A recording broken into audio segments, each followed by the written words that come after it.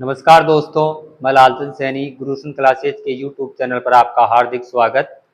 और हम आज एक विशेष टॉपिक की बात करते हैं और वो टॉपिक है प्रकाश का परावर्तन और उसके नियम। जो अभी पशु परिचर का नया सिलेबस जारी हुआ है उसके अकॉर्डिंग आज अपन क्लास लेते हैं। उसमें पहला ही टॉपिक आपके दे रखा है सिलेबस में प्रकाश और उसके नियम या प्रकाश का परावर्तन और उसके नियम।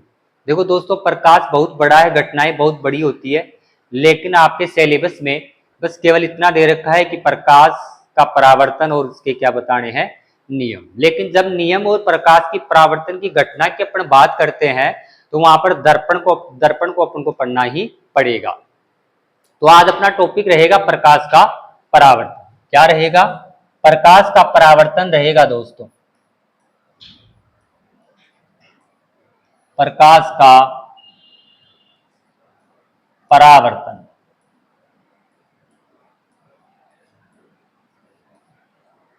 रिफ्लेक्शन, इंग्लिश में कहते हैं दोस्तों रिफ्लेक्शन। प्रकाश का रिफ्लेक्शन ऑफ लाइट, प्रकाश का परावर्तन। प्रकाश का परावर्तन अपन स्टार्ट करने से पहले जान लेते हैं दोस्तों थोड़ी बहुत कुछ की बातें, प्रकाश की बातें। प्रकाश क्या है?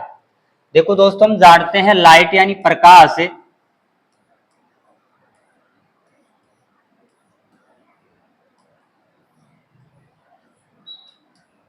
प्रकाश क्या है? प्रकाश तो प्रकाश वह एक भौतिक कारक है।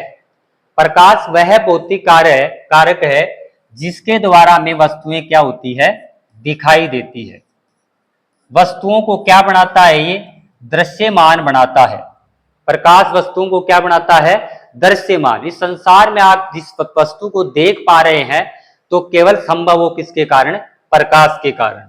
यानी ऐसी भौतिक घटना या ऐसा भौतिक कारक है जिसके द्वारा में क्या दिखाई देती है? वस्तुएं दिखाई देती है, उसे ही अपन क्या कहते हैं? प्रकाश।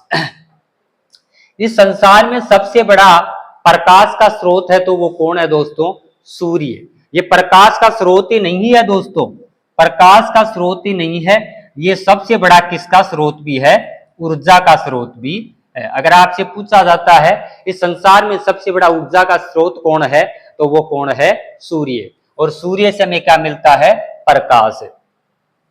अगर अपन प्रकाश की बात करें दोस्तों तो ये पता लग गया कि जिसके द्वारा में वस्तुएं दिखाई देती है तो वो कारक कौन है? प्रकाश है। इस संसार में सबसे बड़ा ऊर्जा का जो कारण है वो कौन है? प्रकाश है। और अगर अपन प्रकाश की बात करें, प्रकाश की अपन बात करते हैं तो प्रकाश सूर्य से जब चलता है तो वो 8 मिनट 19 सेकंड 8 मिनट 19 सेकंड में अपनी पृथ्वी तक पहुंच जाता है। ये समय है। सूर्य से जब प्रकाश चलता है तो वो अपनी पृथ्वी तक कितने मिनट में पहुंच जाता है? तो वो 8 मिनट 19 सेकंड में पहुंच जाता है। अगर प्रकाश की दोस्तों चाल की बात करें, किसकी बात करें? चाल की। ये लगने वाला समय है दोस्तों, और मैं ये कह रहा हूं चाल की अगर बात करता है तो प्रकाश की चाल क्या होती है? तो वो होती है 3 × 10⁸ मीटर प्रति सेकंड। ये प्रकाश की चाल है। अगर ये आपसे पूछा जाता है दोस्तों किसमें है तो ये निर्वात में है दोस्तों। किसमें है? निर्वात में है। निर्वात में प्रकाश की चाल। तो निर्वात में प्रकाश की चाल कितनी होगी? 3 × 10⁸ मीटर प्रति सेकंड होती है। अगर आपसे पूछा जाता है 3 × 10⁸ मीटर है, क्या मैं इसको ऐसे लिख सकता हूं क्या? 3 × 10⁵ किलोमीटर प्रति सेकंड। तो अगर ऑप्शन में आपको नजर आए 3 × 10⁵ किलोमीटर प्रति सेकंड तो ये बात भी सही है दोस्तों। अगर बात ये आती है दोस्तों 3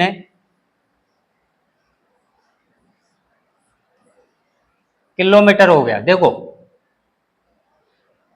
3 लाख किलोमीटर, तो ये 3 लाख किलोमीटर भी आपका उत्तर सही है। मतलब समझ जाना प्रकाश की चाल किसमें बता रहा हूं मैं? निर्वात में बता रहा हूं। किसमें? निर्वात में। तो 3 × 10⁸ मीटर प्रति सेकंड, 3 × 10⁵ मीटर 10 की घात 5 किलोमीटर प्रति सेकंड और 3 लाख किलोमीटर होती है। इन तीनों में अगर आपसे कोई भी बात पूछता है तो आपका प्रश्न उत्तर गलत नहीं होना चाहिए। सबसे बड़ा ऊर्जा का स्रोत है।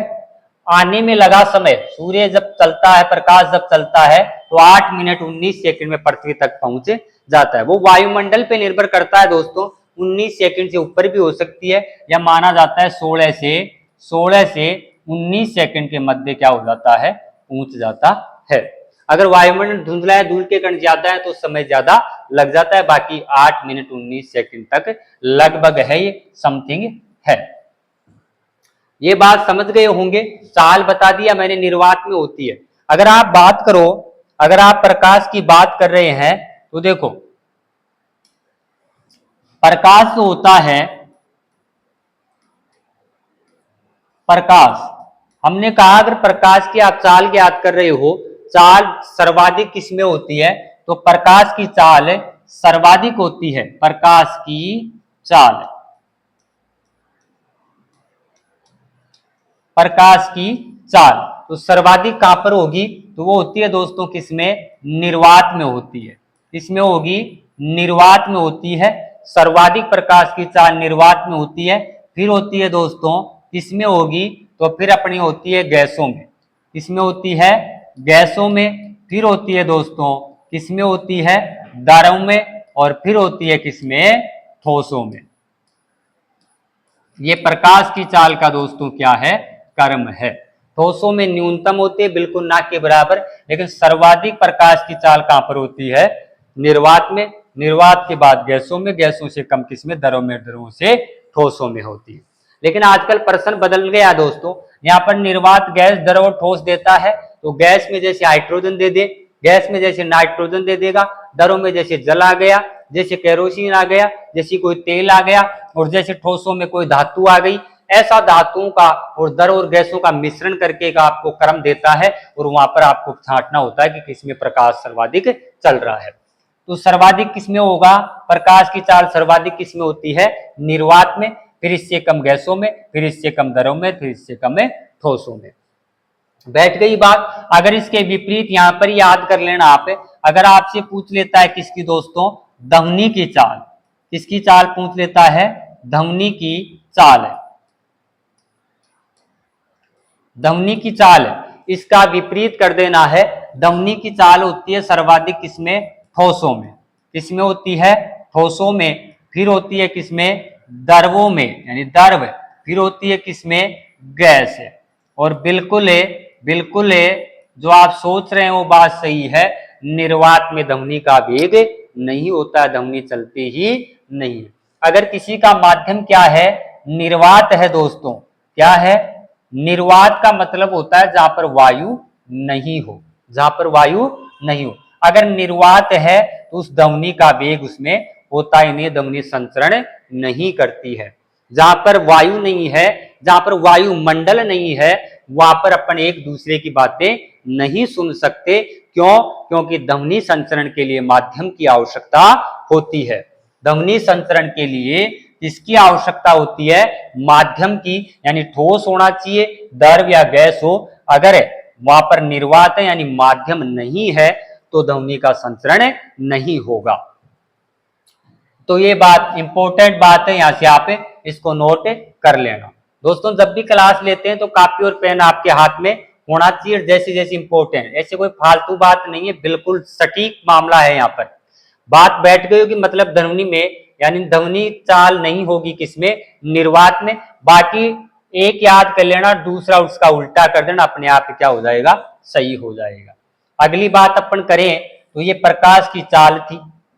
अगर मैं कहूं प्रकाश, आप पढ़ ही रहे हैं तो प्रकाश जानते हैं, दुनिया जानती है कि प्रकाश में, अगर प्रकाश की आप बात कर रहे हो तो मैं प्रकाश में रंगों की बात करूं तो प्रकाश वैसे कौन से रंग का दिखाई देता है, सफेद रंग का।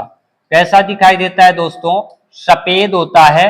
और इस सफेद में कितने रंग होते हैं, तो वो रंग होते हैं दोस्तों कितने, 7।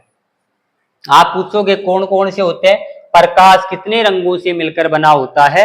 7 रंगों से मिलकर बना होता है। अगर अपन बात करें तो होता है VIBGYOR,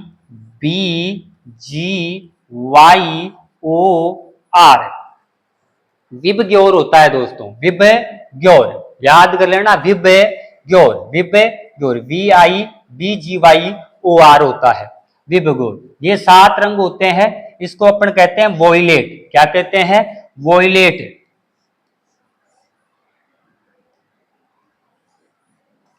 इसको कहते हैं अपन इंडिगो, इसको कहते हैं अपन ब्लू,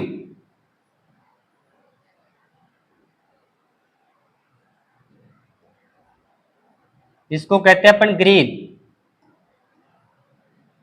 इसको कहते हैं अपन येलो, इसको कहते हैं अपन ऑरेंज,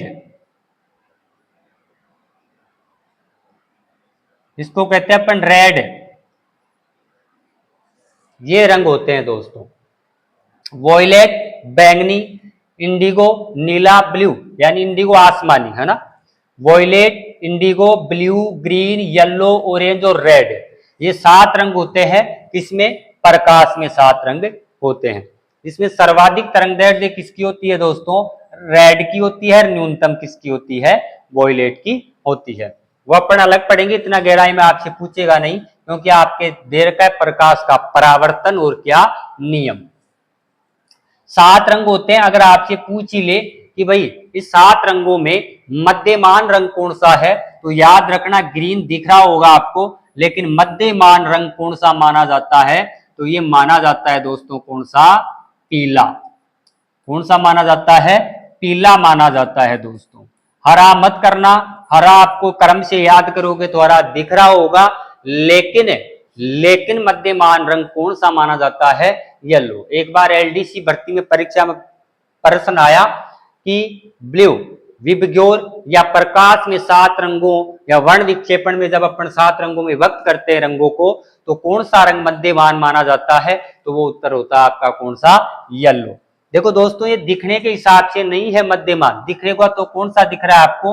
ग्रीन दिख रहा है, लेकिन इसको मध्य में इसलिए रखा जाता है क्योंकि आप अगर इनकी तरंग दैर्ध्य यानी लैम्बडा निकालते हैं, लैम्बडा, तो वोइलेट की तरंग दैर्ध्य होती है 4000 एंगस्ट्रॉम। कितनी होती है? 4000 एंगस्ट्रॉम के लगभग से स्टार्ट हो जाती है, और आप ऊपर की ओर जाते हैं दोस्तों, आप ऊपर की ओर जाते हैं तो इसके ऊपर की ओर बढ़ता जाता है। यहां पर होता है कितना? 8000 एंगस्ट्रॉम होता है।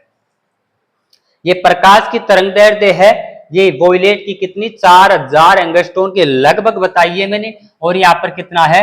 8000 एंगस्ट्रॉम के लगभग। तो तरंग दैर्ध्य के आधार पर मध्यमान रंग कौन सा माना जाता है? येलो यानी पीला माना जाता है। इस क्रम के हिसाब से मत देखना, अगर क्रम से पूछ रहा है तो कौन आएगा? ग्रीन है। और अगर तरंग दैर्ध्य ऐसे भी पूछ ले कि मध्यमान रंग कौन सा है, तो एसएसबी ने इसका उत्तर माना था कौन सा? येलो माना था, यानी पीला माना था। यहां तक बैठ गई होगी, आप इसका स्क्रीनशॉट ले सकते हैं और अपन आगे चलते हैं। अगर दोस्तों मैं बात करूं तो मैंने यहाँ पर तरंग दैर्ध्य, प्रकाश की तरंग दैर्ध्य बता दी है कितनी? 4000 एंगस्ट्रॉम से लेकर कितनी होती है? 8000 एंगस्ट्रॉम होती है। एंगस्ट्रॉम होता है दोस्तों मात्रक किसका?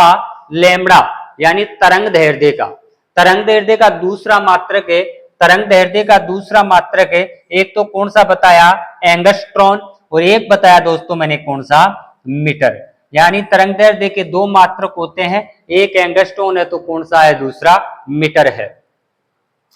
तो ये प्रकाश की तरंग दैर्ध्य कितनी होती है? 4000 एंगस्ट्रॉम से 8000 एंगस्ट्रॉम। 4000 एंगस्ट्रॉम के लगभग किसकी होगी? वोइलेट की होगी, और 8000 के लगभग किसकी होती है? रेड यानी लाल की होती है। बाकी इसके मध्य में ज्यादातर मध्य, इधर छोड़ दो 3, इधर छोड़ दो 3, तो मध्य में किसकी तरंग दैर्ध्य आती है? येलो यानी पीले की आती है। बैठ गई बात। और मात्रक मैंने तरंग दैर्ध्य के बता दिए, एंगस्ट्रॉम और मीटर होते हैं। अगर दोस्तों बात करता है आवृत्ति की, फ्रीक्वेंसी की अगर बात कर रहा है, फ्रीक्वेंसी की बात करता है। फ्रीक्वेंसी मतलब आवृत्ति, यानी प्रकाश की आवृत्ति कितनी होती है। तो दोस्तों प्रकाश की आवृत्ति होती है 10⁻14 हर्ट्ज, हर्ट्ज से 10⁻16 हर्ट्ज होती है। मैंने प्रकाश की क्या बताई दोस्तों, ये आवृत्ति यानी फ्रीक्वेंसी होती है कितनी, 10⁻14 हर्ट्ज से लेकर 10⁻16 हर्ट्ज। हर्ट्ज किसका मात्रक होता है, वो होता है दोस्तों आवृत्ति का। किसका होता है, आवृत्ति का। आप पूछोगे गुरुजी आवृत्ति क्या होती है, तो फ्रीक्वेंसी यानी आवृत्ति का मतलब होता है प्रति सेकंड कंपनों की संख्या को अपन क्या कहते हैं, आवृत्ति कहते हैं। प्रति सेकंड कंपनों की संख्या को अपन क्या कहते हैं, आवृत्ति कहते हैं। यानी एक सेकंड में जितने कंपन कर रहे हैं उन कंपनों की संख्या को अपन क्या कहते हैं, आवृत्ति कहते हैं।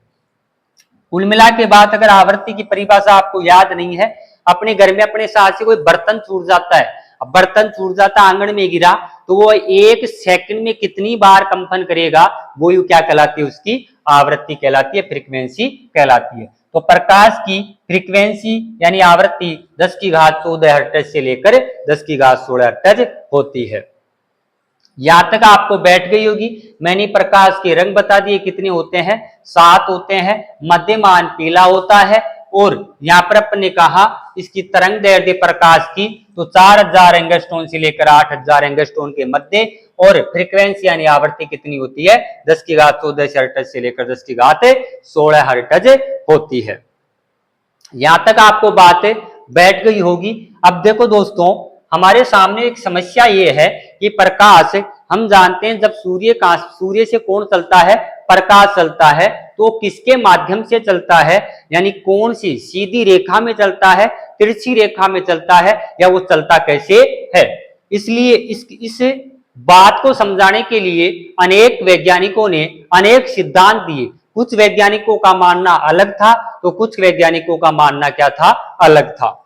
यहां तक आप बात समझ गए। तो मैं बात करूं प्रकाश के सिद्धांतों की, कि प्रकाश की रेखा यानी कौन सी रास्ते पर चलता है, उनका मानना क्या था। तो हम ये कह सकते हैं प्रकाश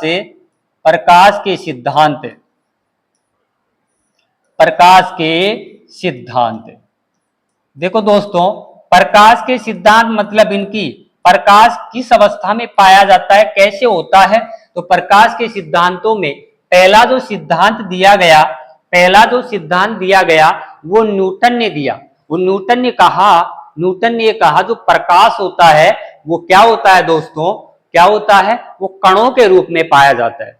दोस्तों साइंस में न्यूटन के योगदान को अपन कभी भुला नहीं सकते। न्यूटन ने कहा कौन सा सिद्धांत दिया, तो अपन कह सकते हैं न्यूटन का कणिका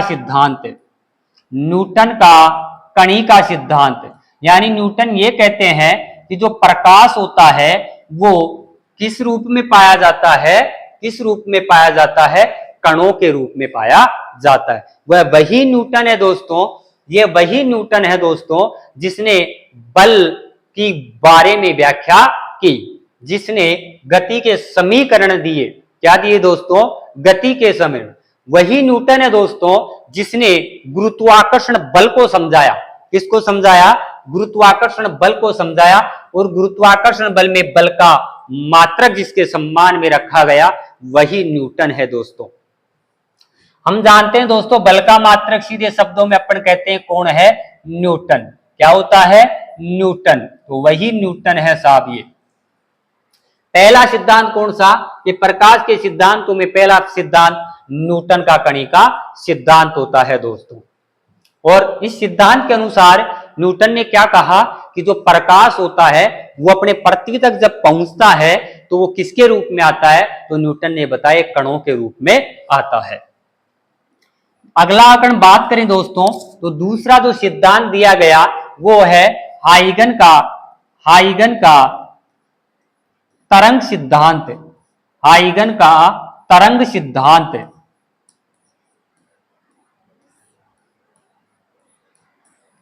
कौन सा है दोस्तों, हाइगन का तरंग सिद्धांत। हाइगन दूसरे वैज्ञानिक आए कौन, हाइगन, और उन्होंने कहा जो प्रकाश होता है वो किसके रूप में आता है, तरंगों के रूप में आता है। यानी हाइगन ने ये कहा जो प्रकाश पृथ्वी तक पहुंच रहा है, यानी प्रकाश जो होता है उसकी प्रकृति जो होती है वो क्या होती है, तरंग की प्रकृति होती है। यानी ये प्रकाश के सिद्धांत है, यानी प्रकाश की प्रकृति को समझाने वाले सिद्धांत है। तीसरा जो सिद्धांत आया दोस्तों, वो सिद्धांत अपना था मैक्सवेल का। मैक्सवेल का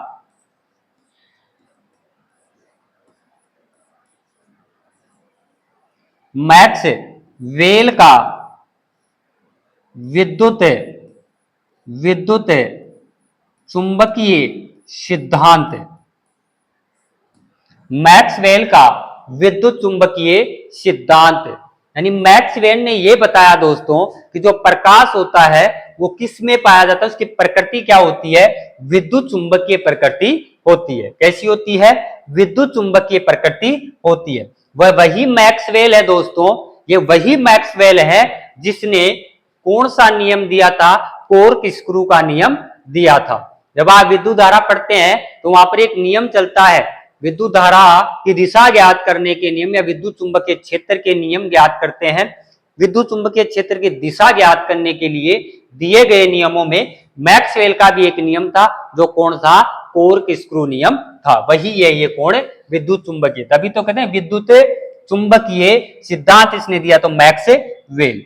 अगला जो सिद्धांत था दोस्तों वो था मैक्स प्लांक का। मैक्स प्लांक मैक्स प्लांक का क्वांटम सिद्धांत था दोस्तों। क्वांटम सिद्धांत, मैक्स प्लांक का कौन सा सिद्धांत, क्वांटम सिद्धांत। यानी मैक्स प्लांक ने दोस्तों इस सिद्धांत में यह बताया जो प्रकाश की प्रकृति होती है वो एक बंडलों के रूप में होती है या क्वांटमों में पाई जाती है।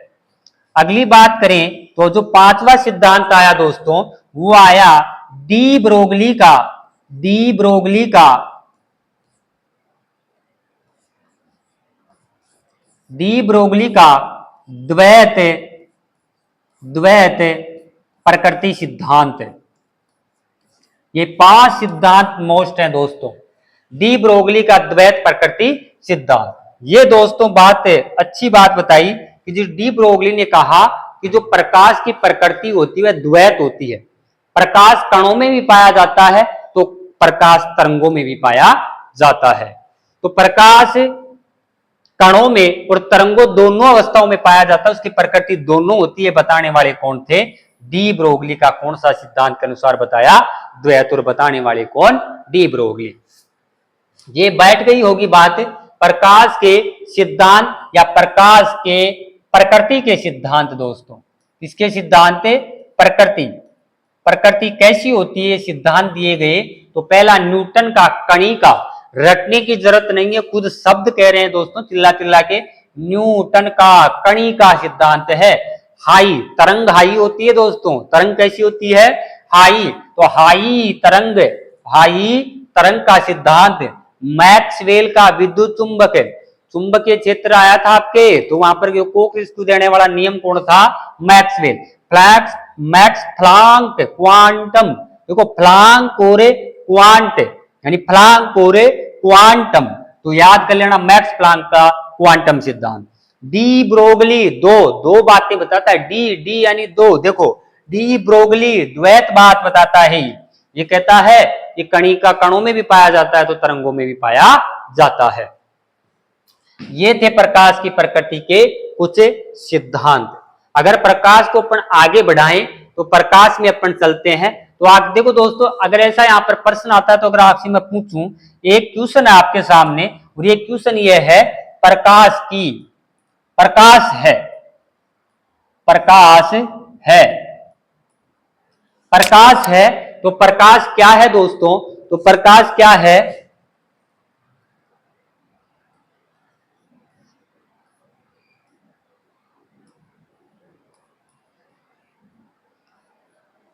दूसरा है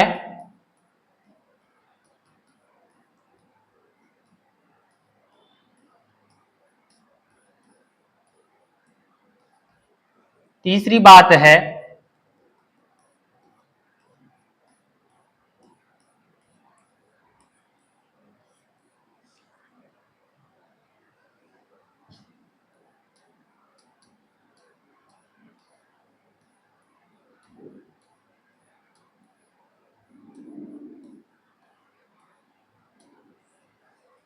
और चौथा ऑप्शन आपके सामने है कौन? उपयुक्त सभी।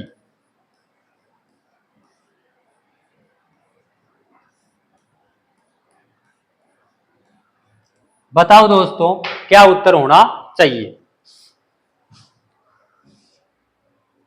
प्रकाश एक प्रकार की है, यानी प्रकाश की प्रकृति बतानी है, तो दोस्तों इसका उत्तर कौन सा हो जाएगा? चौथा। चुंबकीय प्रकृति, विद्युत चुंबकीय प्रकृति भी होती है, अनुप्रस्थ तरंग भी होती है और प्रगामी तरंग भी होती है। याद रखना प्रकाश की कौन सी तरंग मुख्य होती है? अनुप्रस्थ। देखो अनुप्रस्थ है, अनुदैर्ध्य पूछ ले दोस्तों, क्या पूछ ले? अनुदैर्ध्य प्रकृति होती है, तो फिर वो किसकी होती है? तो वो किसकी होती है दोस्तों? ध्वनि की होती है। इसकी ध्वनि की। याद कर लेना, प्रकाश में प्र है तो प्र अनुप्रस्थ में भी प्र है, तो प्र तो कौन सी प्रकृति? अनुप्रस्थ तरंग है। चुंबकीय तरंग है, प्रगामी तरंग है, क्योंकि इसमें ऊर्जा का संचरण होता है, तो प्रयुक्त क्या आ जाएगा? सही रहेगा। अनुदैर्ध्य आता है तो कौन है? ध्वनि। देखो अनुधय, यहाँ पर कौन बैठा है दोस्तों? धय, तो धय से धैर्य ध्वनि, धैर्य ध्वनि, प्र यानी प्रकाश, तो प्रस्थ यानी रास्ता। बैठ गई बात है? सही। आगे चलते हैं और प्रकाश को अपन आगे बढ़ाते हुए चलें, तो अपन बात करें, तो ये अपन ने मुख्य मुख्य प्रकाश की बात की और अपने जो टॉपिक है उस पर अपन आते हैं। तो प्रकाश का क्या था दोस्तों? प्रकाश का परावर्तन और उसके नियम। ये कुछ बातें मैंने प्रकाश की आपको बताई है। और आज अपन चलते हैं कहां पर? प्रकाश का परावर्तन। किस पे चलते हैं? प्रकाश का परावर्तन।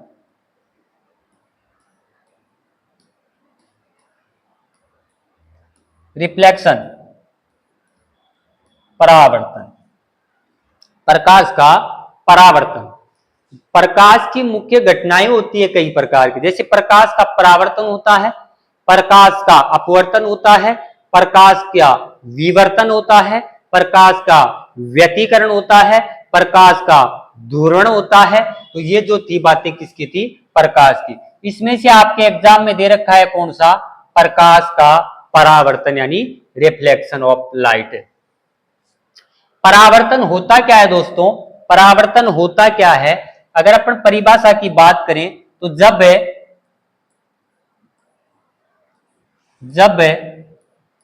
कोई प्रकाश जब कोई प्रकाश पुंज किसी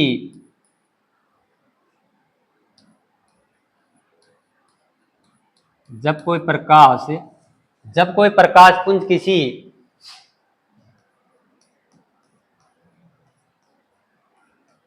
समतल, या अपन कह सकते हैं लेपित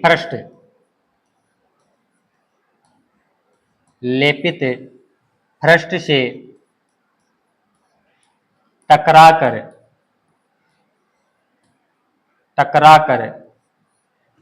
वापस उसी माध्यम में लौट जाता है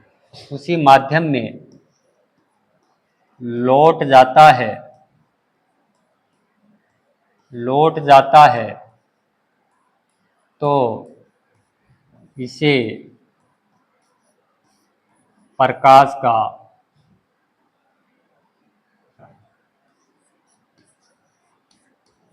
प्रकाश का परावर्तन कहते हैं।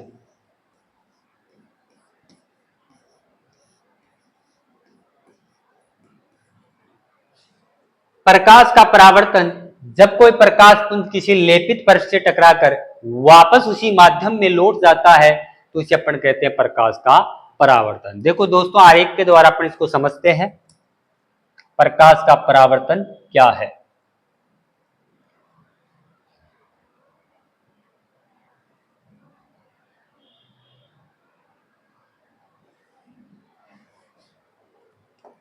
देखो, ये एक समतल पृष्ठ है, इस पे अपन इधर क्या कर दिया, लेप कर दिया। एक नया पेज ले लेते हैं। ये एक समतल क्या है, पृष्ठ है, इस पर अपन ने लेप कर दिया।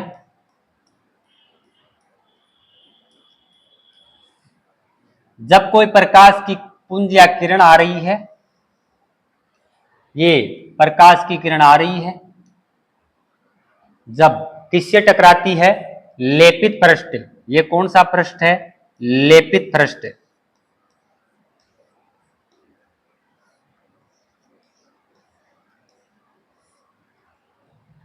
जब प्रकाश की किरण आई, लेपित पृष्ठ से टकराई, टकराने के बाद में उसी माध्यम में वो क्या हो जाती है, वापस लौट जाती है। इसी घटना को अपन क्या कहते हैं, प्रकाश का परावर्तन कहते हैं। इस किरण को दोस्तों कहा जाता है कौन सी, आपतित किरण।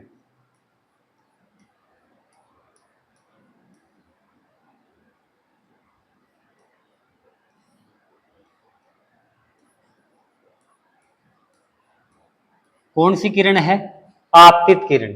आने वाली को आपतित किरण कहते हैं, जाने वाली को कहते हैं परावर्तित किरण। ये कौन सी किरण है,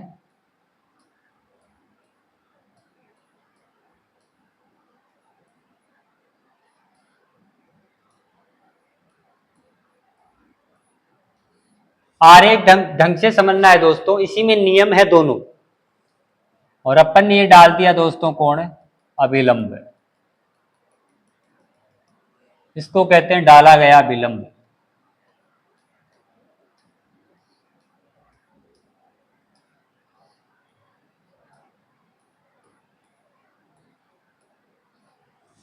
डाला गया अभिलंब।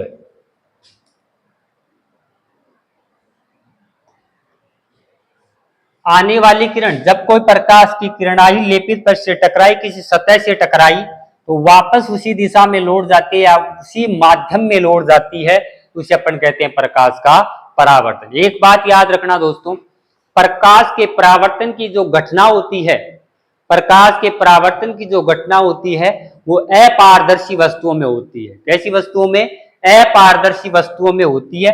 अगर मैं बात करूं कौन सी वस्तुओं में, अपारदर्शी वस्तुओं में होती है,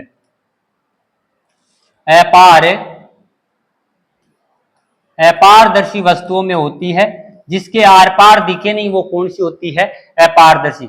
और पारदर्शी में कौन सी होती है दोस्तों, पारदर्शी में, पारदर्शी वस्तुओं में वो होता है कौन सा, अपवर्तन होता है। अपारदर्शी में कौन होगा, परावर्तन की घटना होती है। जिसके आर पार दिखेगा नहीं, दिखेगा नहीं, उसी के क्या होगी, परावर्तन की घटना। अगर आर पार दिख रहा है तो वहां पर कौन सी घटना संभव है, अपवर्तन की घटना संभव है। तो ये आने वाली आपतित किरण, अपन ने लेपित पृष्ठ कहा।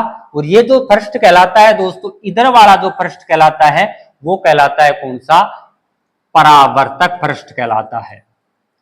आपके श्लेषण में बार बार शब्द सुनाई देगा, परावर्तक पृष्ठ। कौन सा, परावर्तक पृष्ठ। तो ये जो जिस सतह से टकरा करे वापस जा रही है, वह परावर्तक पृष्ठ है। और विपरीत दिशा में जो लेप है, उसको कहते हैं लेपित पृष्ठ कहते हैं। लेप क्यों आवश्यक है, क्योंकि आर पार दिखेगा, आर पार पर अगर प्रकाश गुजरेगा तो प्रतिबिंब बनेगा नहीं, यानी परावर्तन की घटना होगी ही नहीं। इस किरण को आपने कहा आपतित किरण। परिभाषा सुनना, जब कोई प्रकाश की किरण, जब कोई प्रकाश की किरण सतह से टकराकर उसी माध्यम में लौट जाती है, तो इस घटना को क्या कहते हैं, प्रकाश का परावर्तन। और अपन ने यहां पर डाल दिया अभी लंब। ये आप दोस्तों आपको दिख रहा होगा, एक कोण आपके ये बन रहा है, कोण ये वाला बन रहा है, और एक कोण आपके कौन सा बन रहा है, ये वाला बन रहा है।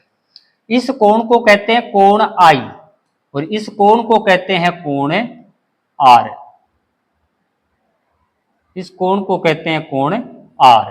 कोण आई और कोण आर, मतलब ये कोण कहलाता है आपतन कोण। कौन सा?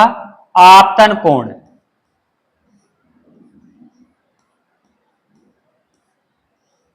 ये कोण कहलाता है कौन सा? परावर्तन कोण।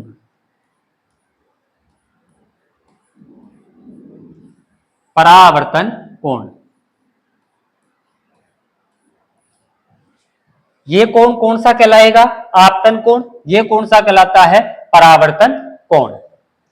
आने वाली प्रकाश की किरण को आपतित किरण, परावर्तन के बाद लौटने वाली किरण को उसी माध्यम से कहते हैं कौन सी? परावर्तित किरण कहते हैं। यहां पर देखना, ये अभिलंब डाला है, अभिलंब और आपतित किरण मध्य बन रहा है वो कोण कहलाता है आपतन कोण। आपसे पूछ ले आपतन कोण क्या है? आपतन कोण क्या है? तो डाला गया अभिलंब और आपतित किरण के मध्य जो कोण बन रहा है उसे कहते हैं आपतन कोण। और जो अभिलंब और परावर्तित किरण के जो मध्य कोण बन रहा है उस कोण को कहते हैं क्या? परावर्तन कोण। परावर्तित तो परावर्तन, आपतित तो आपतन कोण, और बीच में कौन बैठा है? अभिलंब बैठा है। तो अभिलंब और आपतित किरण के मध्य आपतन कोण, और अभिलंब और परावर्तित किरण के मध्य कौन सा कोण? परावर्तन कोण होता है। ये परिभाषा बैठ गई होगी कि जब कोई प्रकाश की किरण किसी समतल सतह या सतह से टकराकर वापस उसी माध्यम में लौट जाती है तो इस घटना को प्रकाश का क्या कहा जाता है? परावर्तन, जो पीछे आपने परिभाषा देख ली है। ये परिभाषा समझ भी गए होंगे और आप देख भी लिए होंगे। प्रकाश का परावर्तन, जब कोई प्रकाश पुंज किसी लेपित पर से टकराकर वापस उसी माध्यम में लौट जाता है तो इसे प्रकाश का क्या कहा जाता है? परावर्तन कहा जाता है, रिफ्लेक्शन ऑफ ए लाइट कहा जाता है। अब अपन बात करें, प्रकाश के दो मुख्य नियम होते हैं। प्रकाश के कितने नियम होते हैं? दो नियम होते हैं, और दोनों अपन को याद रखना है कि देखो दोस्तों, दोनों नियम क्या क्या होते हैं। पहला नियम अपन बात करें, पहला नियम अपन लिखना चाहें तो ये होता है, देखो पहली कौन सी किरण है? आपतित किरण है। कौन सी किरण है? आपतित किरण। आपतित किरण है। दूसरी कौन सी होती है? परावर्तित किरण। परावर्तित किरण। और तीसरा अपन ने दोनों के मध्य में क्या डाला गया? अभिलंब। और एक कौन होता है? डाला गया अभिलंब।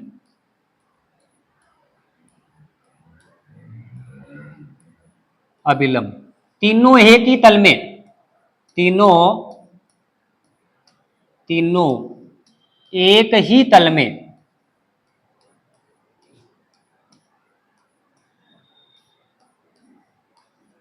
स्थित होते हैं।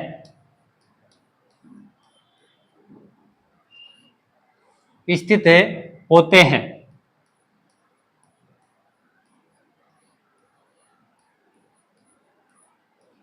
पहला नियम दोस्तों। दूसरा, समझने की कोशिश करना, आपतित किरण है, परावर्तित किरण, अभिलंब है, तीनों एक ही तल में स्थित होते हैं। हमने कहा तल कितने होते हैं? 3 तल होते हैं दोस्तों, 1D 2D और 3D। यानी जब सतह समतल हो तो वो 1D कहलाता है, अगर सतह थोड़ी उबड़ खाबड़ हो तो वो कहलाता है 2D कहलाता है। तो एक ही तल में स्थित होते हैं। तल बताएंगे आपको आरेख के द्वारा। दूसरा नियम है, तो कौन सा कोण बना था? आपतन कोण। कौन सा कोण होता है? आपतन कोण। इसको अपन ने नाम दिया दोस्तों क्या? कोण आई। और दूसरा बराबर होता है कौन सा कोण? परावर्तन कोण। परावर्तन कोण। इसको आपने नाम दिया कोण आर। मतलब यह है कि कोण आई बराबर कोण क्या होता है? आर बराबर दोनों होते हैं। हमेशा याद रखना, आपतन कोण, परावर्तन कोण हमेशा क्या रहेंगे? बराबर रहेंगे। जितना आपतन कोण रहेगा उतना ही कोण आता है, परावर्तन कोण का मान आएगा। आपतन कोण का मान उतना ही आएगा जितना किसका है? परावर्तन का। जितना परावर्तन का है उतना ही किसका आएगा? आपतन का। आपतन का जितना है उसका कितना आएगा? परावर्तन का कोण आता है। ये दो नियम बैठ गए होंगे। हम समझे इसको। अगर अपन समझे तो देखो, हमने लिखा है वो यहां पर समझ लेते हैं। ये कौन सी किरण है? आपतित किरण। ये कौन सी किरण है? परावर्तित किरण।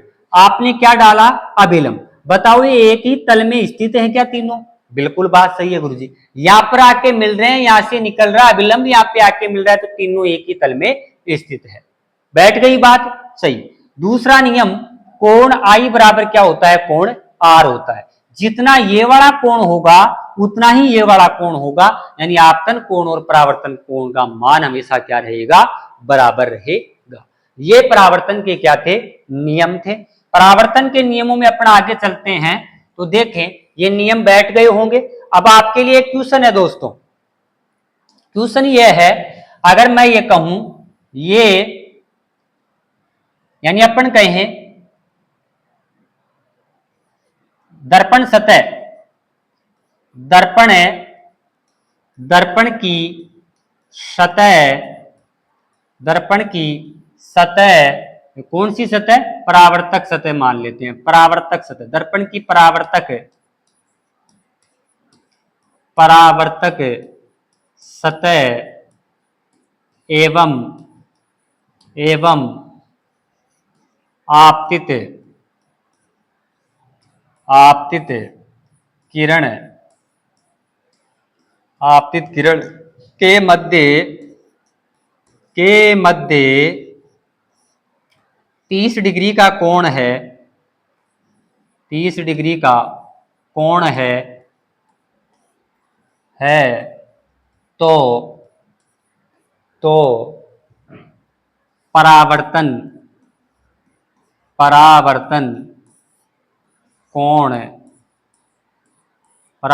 कोण का मान होगा। बताओ दोस्तों, देखिए इसका उत्तर क्या आता है आपके पास। देखो प्रश्न क्या है, दर्पण की परावर्तक सतह, परावर्तन सतह, परावर्तक सतह, दर्पण की परावर्तक सतह, परावर्तक सतह में आपतित किरण के मध्य 30 डिग्री का कोण है, तो परावर्तन कोण का मान कितना होगा?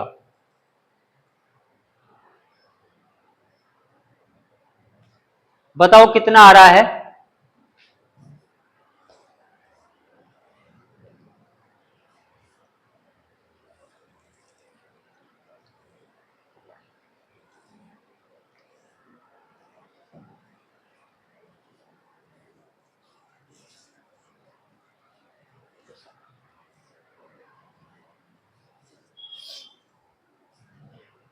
आ गया होगा। देखो ये कौन है? परावर्तक सतह है, ये आपतित किरण, ये परावर्तित किरण है, ये डाला गया अभिलंब। ये जो कोण है बता रखा है दर्पण की परावर्तक सतह, ये परावर्तक सतह है, और आपतित किरण, ये कौन सी किरण है? आपतित किरण। ये जो कोण दे रखा है वो कितने डिग्री का दे रखा है? 30 डिग्री का दे रखा है। ये 30 डिग्री का है, तो अब वो आपको बताना है कौन सा? ये वाला कोण बताना है दोस्तों। ये वाला कोण कितने डिग्री का होगा? देखो हम जानते हैं कि अभिलंब आपने डाला है और ये जो सतह है इसके मध्य कितने डिग्री का कोण बन रहा है, तो आप कहोगे गुरुजी कितने डिग्री का बन रहा है? 90 डिग्री का बन रहा है। अब 90 में से आप ये घटा दोगे 30 घटाओगे तो बताओ कितने बच गए? 60 डिग्री बच गया। कितना बचा? 60 डिग्री बचा। 90 में से 30 गए तो 60 बच गए। ये 30 था, ये 60, तो बताओ टोटल हो गया क्या ये 90 का? बिल्कुल बात सही है। तो ये कितने का आ गया? 60 का। तो बताओ हमने कहा ये कौन सा कोण है? आपतन कोण। ये कौन सा कोण है? परावर्तन कोण। हमेशा क्या आते हैं? बराबर। तो बताओ ये कोण कितने का आएगा आपके पास? ये 60 का है, तो ये भी कितने का आएगा? 60 का आएगा। अब ये 60 का है, तो बताओ इधर वाला जो ये कोण बनेगा वो कितने का बनेगा? 90 का बनेगा। तो बताओ 60 है और 30 कितने बच गए? 30 कितने हो गए? तो आप बोलोगे 90। आपका उत्तर कितना आ गया? 60 डिग्री। कितना कोण आ जाएगा? 60 डिग्री। अगर आपके यहाँ पे उत्तर की आप जांच करना चाहते हैं तो देखो 90 और 90 कितने हो गए? 180। और हम जानते हैं इसका कोण कितना बन रहा है, 180 का बन रहा है। बताओ कोई दिक्कत है? परावर्तन में अगर आपसे प्रश्न पूछेगा दोस्तों तो एग्जामिनर की पहली वरीयता यहां से उठती है। ये दुनिया जानती है परावर्तन क्या होता है। परावर्तन के दो नियम है, लेकिन आपको 90% अगर एग्जाम में प्रश्न आता है तो बनने के चांस यहां से रहते हैं। आपको कोण दे रखा होगा और एक कोण आपसे क्या करेगा, पूछेगा। लेकिन ये दूसरा नियम याद रखना, कोण आई बराबर क्या होता है, कोण आर होता है। जितने कोण आई होगा उतना ही कोण होगा आर का मान होगा। बताओ कोई दिक्कत है यहां पर इस प्रश्न में? दिक्कत है और समझने की कोशिश करना और आगे अपन चलते हैं दोस्तों। ये परावर्तन के नियम थे और परावर्तन के नियमों से यहां से एक क्वेश्चन है जो न्यूमेरिकल है यहां से बनता है। और एक इंपॉर्टेंट जो न्यूमेरिकल बनता है दोस्तों वो बढ़ता है, देखो आगे ये बात बैठ गई होगी। और अगर आगे बात करें अपन है, देखो हमने कहा ये जो आप देख रहे हैं ये पता लग गया आपको, आपतित किरण है, आपतन कोण है, लेपित पृष्ठ है, डाला गया विलंब एकदम बिल्कुल आपको बैठ रहा होगा। अगर मैं आपसे कहूं तो दोस्तों यहां से एग्जाम में कई बार आपसे एक क्वेश्चन और पूछ लेता है, वह है विचलन कोण। कौन सा कोण दोस्तों? विचलन कोण पूछ लेता है। मैंने क्या बताया? विचलन कोण, विचलन कोण पूछ लेता है दोस्तों। विचलन कोण को प्रदर्शित किया जाता है डेल्टा।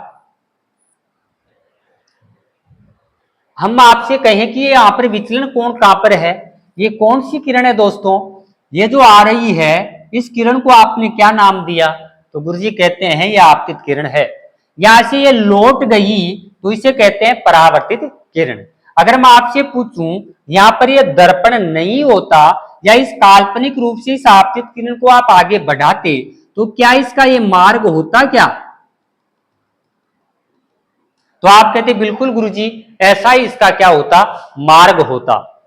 इसका जो मूल रास्ता था ये वाला और ये लौट इधर गई तो हम कहते हैं कि विचलन कोण क्या है? तो ये जो अब ये वाला जो कोण बन रहा है दोस्तों ये कहलाता है कौन सा? विचलन कोण कहलाता है।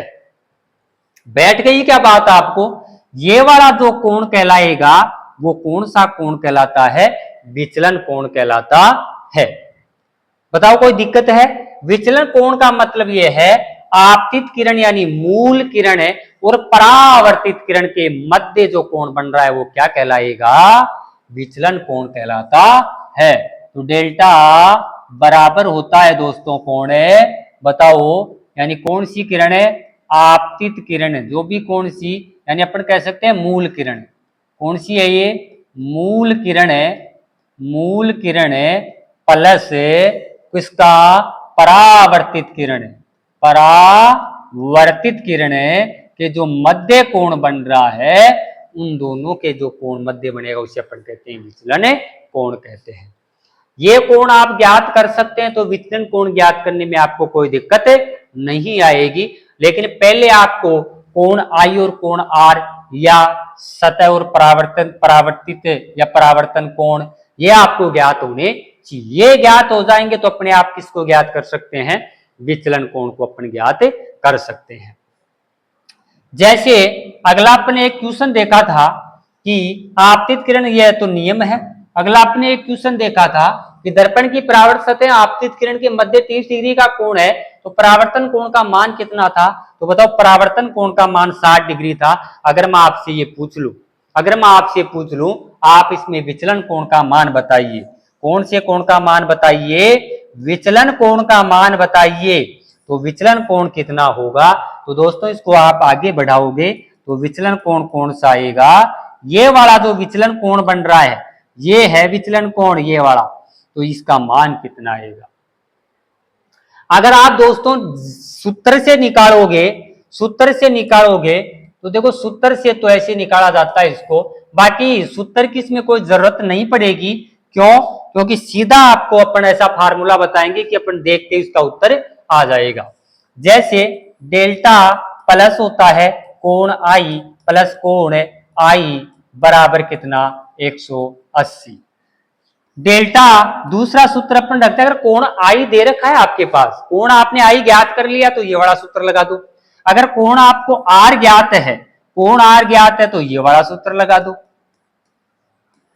देखो अब हमने पूछा है विचलन कोण कितना है, इसमें क्या पूछा है, विचलन कोण कितना है। आपको पता है कौन सा इसमें से, कोण आई भी पता है और कोण आर भी। अगर आप ये वाला सूत्र रखना चाहते हैं, दोनों का मान हम जानते हैं, दोनों का मान क्या आता है, सम्मान आता है। सम्मान है तो बोले कोण आई रख दो, बोले कोण आर रख दो। तो अपन रखेंगे डेल्टा आपको ज्ञात करना है, मतलब किसको ज्ञात करना है, विचलन कोण को। तो डेल्टा प्लस आर का मान कितना है, यहाँ पर 60 है, कितना है 60, तो प्लस 60 है, कितना हो गया, बराबर कितना है 180, 60 60 120 हो गया। तो डेल्टा प्लस कितना है 120 बराबर कितना है 180। डेल्टा बराबर आप ज्ञात करोगे, डेल्टा बराबर आप ज्ञात करोगे तो कितना आ जाएगा 180 माइनस 120, बताओ कितना बच गया दोस्तों 60 डिग्री। तो ये कोण है विचलन कोण कहलाएगा। कोण से कोण का मान आ गया विचलन कोण। अब इस सूत्र की जरूरत ही नहीं है, इस सूत्र की आपको जरूरत नहीं है, क्योंकि देखो आपको ये वाला कोण ज्ञात करना है। अगर ये 60 आ गया दोस्तों, ये 60 आया है तो ये बताओ कितने डिग्री का था, यहाँ पर 90 का। तो 90 में से 60 गया तो 30 वाला ये कोण आया है। तो ये 30 आया है, ये 30 आया, तो इस 30 का दुगुना करके ये लिख दो तो कितना हो जाएगा 60। तो ये भी कितना होगा 60, क्योंकि देखो यहाँ पर परावर्तन का नियम लागू हो रहा है। ये इधर से आप देख रहे हैं, अगर मैं इसको ऐसे सीधा कर दूं, सीधा इसको ऐसे कर दूं, तो बताओ नियम लागू हो रहा है क्या यहाँ पर। इसको आपतित किरण, तो ये कौन सी बन गई, परावर्तित। तो ये 30, तो ये कितने का आएगा 30 का, तो 30 और 30 बताओ कितने के हो गए 60 का। तो बताओ विचलन कोण कितना आया 60 आ गया। बैठ गई बात। मतलब है आपको सतह के मध्य और परावर्तित या आपतित किरण के मध्य जो कोण दे रखा है उसका दुगुना करना है। दुगुना ही क्यों करना, क्योंकि पास वाला उतना ही बनेगा जितना दे रखा है। बताओ कोई दिक्कत है विचलन कोण में, अगर आपको कोई समस्या है तो बताओ। आगे अपन चले तो ये बात आपने सीखी है परावर्तन किसे कहते हैं। परावर्तन के नियम 2 होते हैं, और परावर्तन में नियमों में अपन ने देखा कि कौन सा न्यूमेरिकल वहां पर आने वाला है, और इसके साथ आपने इंपॉर्टेंट बात ये सीखी कि विचलन कोण क्या होता है। विचलन कोण की परिभाषा एक बार और देख लेना कि मूल प्रकाश की किरण, देखो ये मूल प्रकाश की किरण थी और ये कौन सी किरण जा रही है, परावर्तित। तो इसके मध्य जो कोण बन रहा है वो क्या कहलाता है, विचलन कोण कहलाता है। देखो यह विलंब, अब देखो अगर आप इस चीज को ऐसे ढक दोगे, यहाँ पर ढक दोगे, विचलन कोण पूछ ले तो दिक्कत ही नहीं है, सरल है। यहां से आप आ रही है किरण, यह विलंब है क्या, बीच वाला दिख रहा होगा आपको, यह विलंब है। इधर से आपतित हो गई, ये जा रही है, तो ये 30 आएगा तो ये 30 आएगा, ये 60 है तो ये 60 होगा। तो मतलब दुगुना कर देना, विचलन कोण आ जाएगा। बैठ गई बात। अगली बात अपन दोस्तों करें, अगली अपन बात करें तो ये परावर्तन की बात थी, और परावर्तन की अगर बात थी तो अब जो परावर्तन होता है दोस्तों वो होता है दर्पण में। अगर आपके टॉपिक परावर्तन दे रखा है तो आपको दर्पण पढ़ना ही पड़ेगा, क्योंकि दर्पण के बगैर परावर्तन क्या है दोस्तों, अधूरा है। परावर्तन के नियम हो गए, परावर्तन के नियम हो गए, परावर्तन के नियम हो गए, तो अब पढ़ते हैं अपन कौन सी चीज, दर्पण पढ़ते हैं। तो हम पढ़ेंगे कौन है, दर्पण। दर्पण से पहले अपन एक बात और कर लेते हैं दोस्तों, परावर्तन के नियम 2 होते हैं तो प्रकार भी कितने होते हैं, 2। तो एक बार अपन देख लेते हैं परावर्तन के प्रकार। परावर्तन के प्रकार, परावर्तन के प्रकार। परावर्तन के 2 प्रकार होते हैं दोस्तों। कितने प्रकार होते हैं, 2 प्रकार होते हैं। पहला होता है नियमित परावर्तन, नियमित परावर्तन। दूसरा होता है विसरित परावर्तन। पर कौन सा होता है, विसरित परावर्तन। नियमित और विसरित परावर्तन 2 होते हैं प्रकार। देखो नाम से ही पता लग रहा है, रटने की जरूरत ही नहीं है, नियमित नियमों के अकॉर्डिंग चले, किसके अकॉर्डिंग चले, नियमों के अकॉर्डिंग चले तो नियमित है, और विसरित यानी फैलना, इधर उधर फैल जाए तो वो कौन सा है, विसरित है। जैसे जब सतह समान हो दोस्तों, सतह कैसी हो, समतल हो, यह नियमित परावर्तन कहलाता है।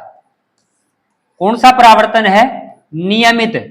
जब सतह कैसी हो, समतल, समतल हो सतह तो वो कौन सा परावर्तन होगा, नियमित। यानी समतल सतह पर होने वाला परावर्तन क्या कहलाता है, नियमित परावर्तन कहलाता है। और विसरित परावर्तन देखें अपने,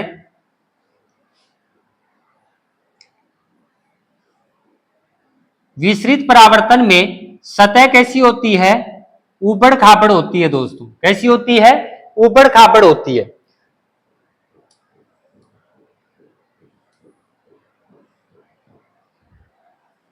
सतह कैसी होती है, ऊबड़ खाबड़ होती है, परावर्तन का पता ही नहीं लग पाता है किधर हो रहा है।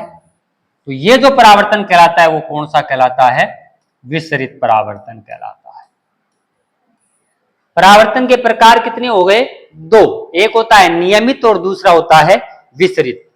नियमित में सतह कैसी होगी, समतल, और विसरित में सतह कैसी होगी, खुरदरी या असमतल। जब आप कोई लकड़ी की खुरदरी सतह है तो वहां पर आप देखते हैं तो प्रकाश गिरता है तो आपकी आंखों पर कोई इफेक्ट नहीं डालता है, क्यों, क्योंकि वो चारों तरफ फैल जाता है। और जब आप सतह चिकनी लेते हैं, समतल लेते हैं, और आप प्रकाश के सामने करके यूं खड़े हो जाते हैं तो आपकी आंखों में सीधा आता है। क्यों, क्योंकि वहां पर कौन सा हो रहा है, नियमित परावर्तन।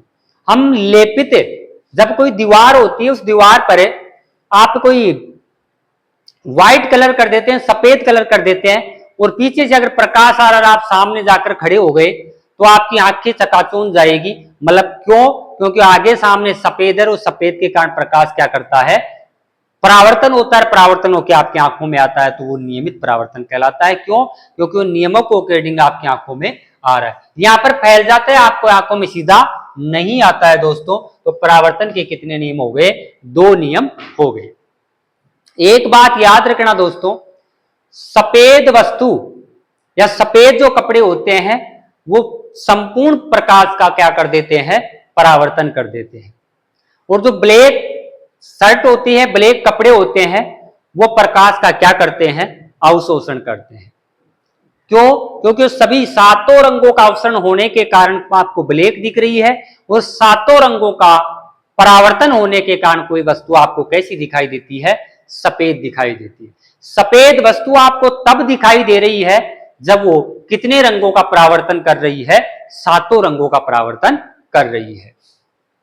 और ब्लैक क्यों दिखाई दे रही है, क्योंकि वो सातों रंगों का क्या कर रही है, अवशोषण कर रही है, तब वो आपको क्या दिखाई देती है, ब्लैक दिखाई देती है। आप पूछो गुरुजी अगर अपन लाल वस्तुओं में लाल क्यों दिखाई देती है, तो समझ जाना अगर वस्तु लाल है तो कौन से रंग का परावर्तन करेगी, लाल रंग का परावर्तन करती है।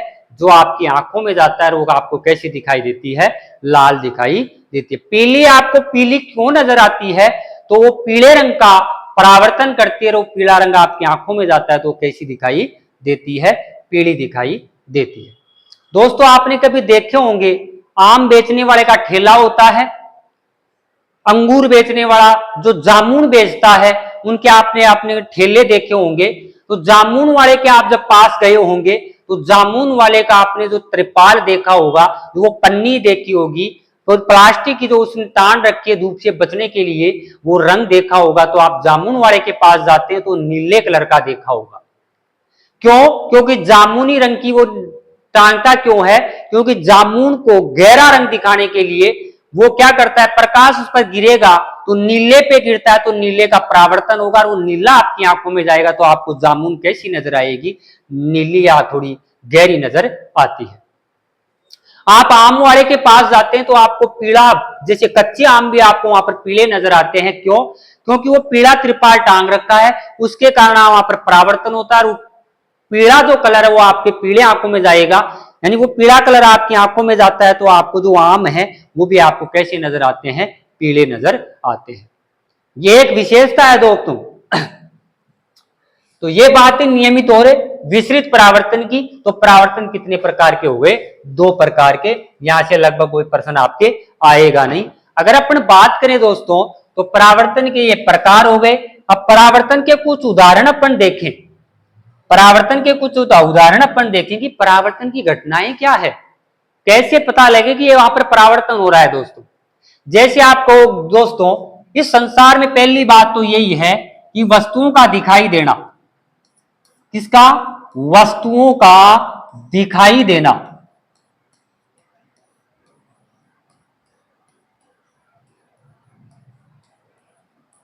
वस्तुओं का दिखाई देना ये किसके कारण होता है? परावर्तन के। उदाहरणों की अपन बात करें, हम संसार में जो वस्तु देख रहे हैं तो किसके कारण देख रहे हैं? परावर्तन के कारण। जैसे दूसरा उदाहरण अपन देखें, एक तो आपके पास बालू होती है। कौन होती है? बालू, सूखी बालू। सूखी बालू होती है तो वो कैसी नजर आती है? बालू आपको नजर आती है चमकीली। कैसी नजर आती है दोस्तों? चमकीली। लेकिन बालू को आप गीला कर दो, कैसा कर दो? गीला कर दो, तो को क्या वो चमकीली नजर आएगी? बिल्कुल नहीं। क्यों? क्योंकि गीली बालू में परावर्तन नहीं होगा और सूखी बालू क्या करती है? प्रकाश का परावर्तन करती है, जिस कारण आपको सूखी बालू चमकीली नजर आती है और गीली आपको द्युतिहीन या चमकशील नजर नहीं आती है। अगली अपन बात करें तो जो ग्रह होते हैं, ग्रह आपको जो चमकीले नजर आते हैं वो किसके कारण आते हैं? वो परावर्तन के कारण आते हैं। मैं तारों का टिमटिमाना नहीं बोल रहा। तारे टिमटिमाते तो नजर इसलिए आते हैं, क्यों? क्योंकि वहां पर तो अपवर्तन की घटना होती है। यानी ग्रहों का चमकीला नजर आना ही किस घटना का है, यानी किसका उदाहरण है? प्रकाश का परावर्तन का उदाहरण है। तो ये कुछ उदाहरण थे कि प्रकाश का परावर्तन कैसे होता है। अगली अपन बात करें दोस्तों, जो आप दर्पण में देखते हैं, दर्पण में प्रतिबिंब, दर्पण में प्रतिबिंब का बनना भी एक कौन सी घटना है दोस्तों? परावर्तन की घटना है। दर्पण आप सुबह सुबह देखते हैं, जाते समय देखते हैं, तो जब जब आप दर्पण में देख रहे हो तो वहां पर कौन सी घटना हो रही है? परावर्तन की घटना हो रही है। तो दर्पण में प्रतिबिंब निर्माण ही कौन सी घटना है? परावर्तन की घटना है। तो ये परावर्तन के कुछ क्या थे? उदाहरण थे। अब इस परावर्तन को समझाने के लिए यहां पर बात आ गई दर्पण, तो हम बात करते हैं दोस्तों किसकी? दर्पण की बात करते हैं। देखो दोस्तों, सबसे पहले अपन बात करें तो दर्पण होता है, दर्पण क्या होता है? मिरर इसको कहते हैं अपन।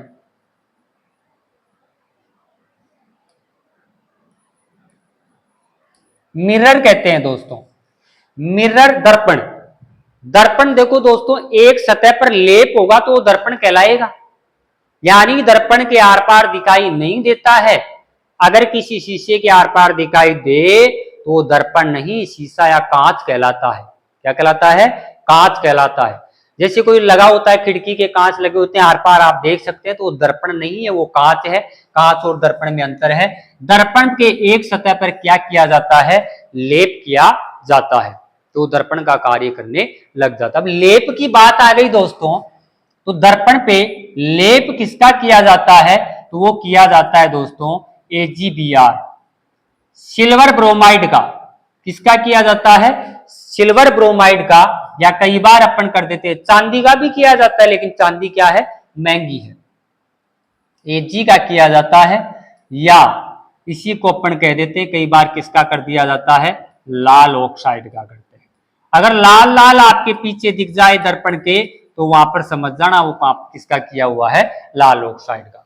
तो AgBr, Ag या लाल ऑक्साइड का लेप किया जाता है।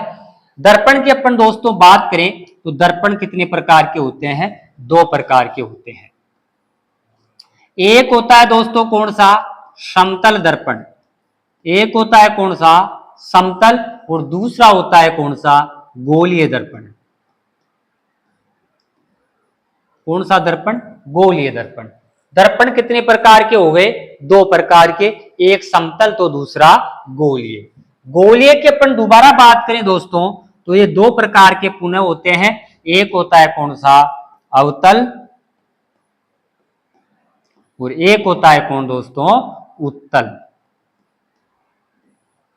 कितने हो गए, दो दर्पण। दर्पण के कितने भाग, दो, समतल और गोलीय। समतल किसे कहेंगे, यानी जिसकी सतह कैसी हो, समतल हो, जिसका परावर्तक पृष्ठ कैसा हो, समतल हो, उसे कहते हैं समतल दर्पण। यानी समतल दर्पण कहेंगे परावर्तक। अब परावर्तक में शब्द बोल रहा हूं तो पहले ही मैंने कह दिया था इस लेसन में परावर्तक पृष्ठ आएगा।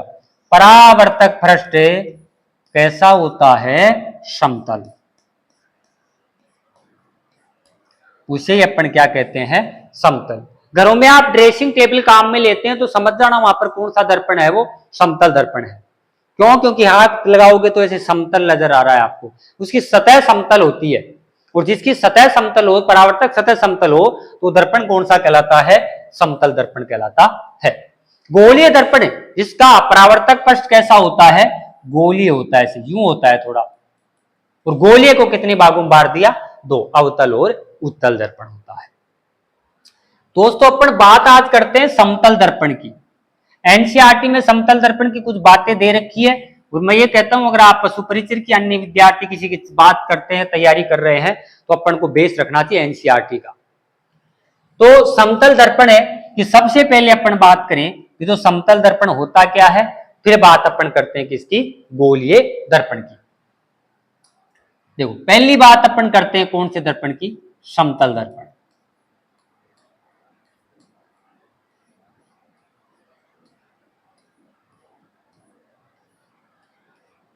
समतल दर्पण जिसका परावर्तक पृष्ठ,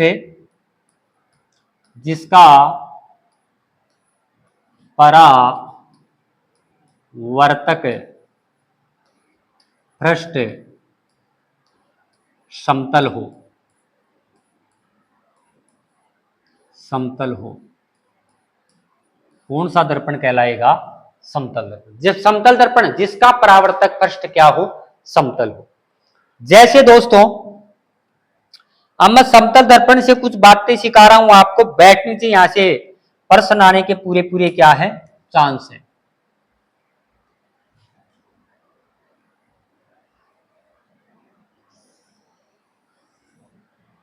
ये ड्रेसिंग टेबल आपकी दिख गई होगी, ऐसे बनती है वो। ये एक तरफ आपने क्या कर दिया, ले, बताओ इसका परावर्तक पृष्ठ कौन सा है, तो आपके गुरुजी कहोगे इधर आपने लेप ही कर दिया, तो इसके सामने वाला भाग कौन सा होता है, परावर्तक। ये क्या कहलाएगा, परावर्तक पृष्ठ। ये वाला परावर्तक पृष्ठ। इधर आप वस्तु को रखोगे तो अंदर इधर प्रतिबिंब बनेगा, अंदर बनेगा, अपन बता नहीं सकते, लेकिन 1D पे इसको दर्शा सकते हैं अपन, है ना। 1D में इसको क्या कर सकते हैं, दर्शा सकते हैं। तो देखो ये कौन सा दर्पण हो गया, समतल दर्पण हो गया।